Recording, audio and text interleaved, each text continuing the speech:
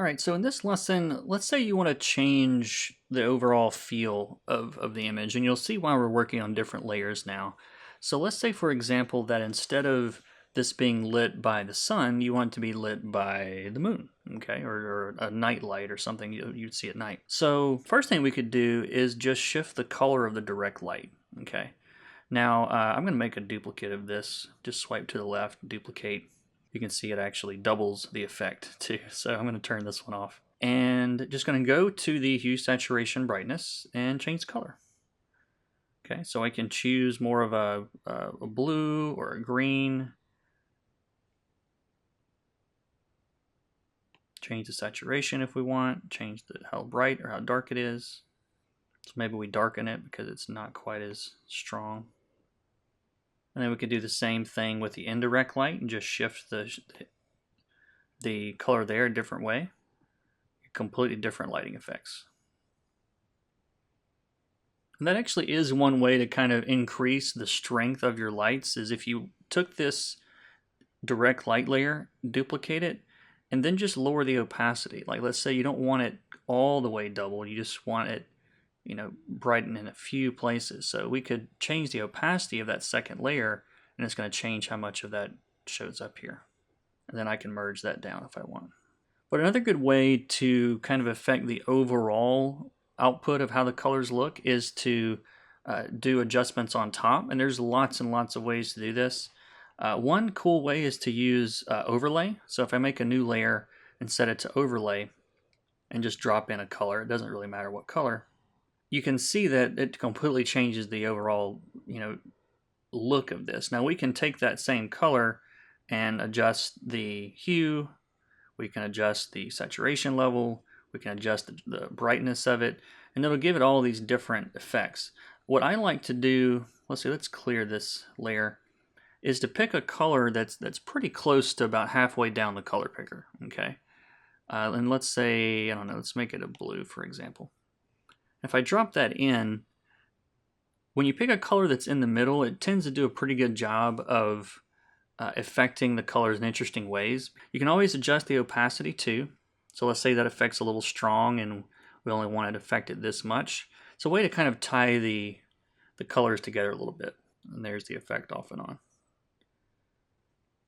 And you can control this with a mask. So let's say, for example, that you like this look, but you don't really want very much of it on the side with the light. We can just click that layer, make a new mask, and anywhere that we paint with black on the mask, it's going to hide that effect. Okay.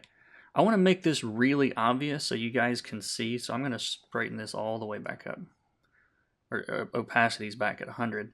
And now, if I start painting this in here, you're going to see that it's pulling that blue away from this side. It's doing it on the background too, but I just want to use this as an example. See the difference? That's turning the mask off and on. And we could even drag this layer down, and it automatically becomes a clipping mask actually, which is pretty cool. But see, now on this side, that blue is really not affecting this side. And then there's this, that's the effect that we're actually getting. So like if there's other places I want to paint this out, I can just come in with black and maybe a little bit on her ear. I don't want this to be in shadow quite as much. And there's our effect.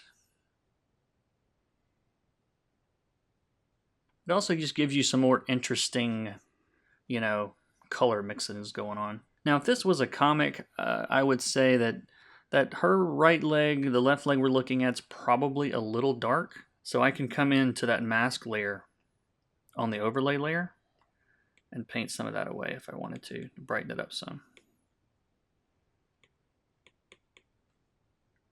Now, once all is said and done, if you guys do want to drop in some kind of background to this, it's just a matter of coming underneath everything, make a new layer, and you can drop that color in, or do any number of effects that you wanted to do here.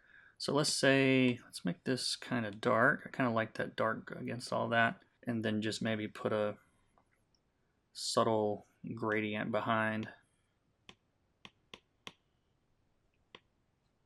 And one last trick I'll show you here in Procreate, since it doesn't really have a adjustment layer. If you're familiar with Photoshop or Clip Studio or any number of Art Studio Pro that has adjustment layers, once you're ready for the adjustments and you've got everything else done, if you 3-finger swipe in Procreate and copy all, and then make a new layer on top, 3-finger swipe down to paste, it basically puts a copy of the entire image on one layer. Okay, so we can see it right there. We can turn everything else in here off and it's not going to change anything because all of this is on one layer by itself. So the entire contents of all the layers are on one layer. And then with that layer, if you wanted to say do a color balance adjustment, let's say you wanted to increase the greens, or you wanted to take this a little bit more bluer, or you want to make it really blue, or whatever effects you want to do to it, make all of those changes. And I'm just kind of playing around with this a little bit here.